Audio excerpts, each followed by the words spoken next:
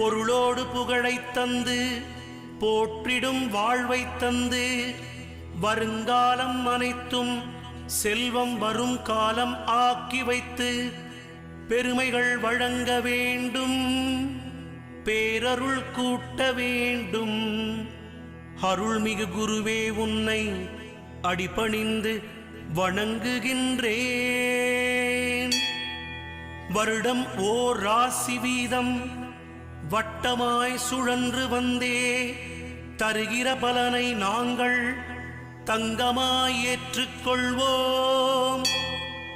வருகிற நாட்களெல்லாம் வசந்தமாய் மாறுதற்கே அருள் தரும் உனது பார்வை அனுதினம் எமக்கு வேண்டும். குருவே நீ பார்த்தால் போதும் கோடியாய் நன்மை சேரும்.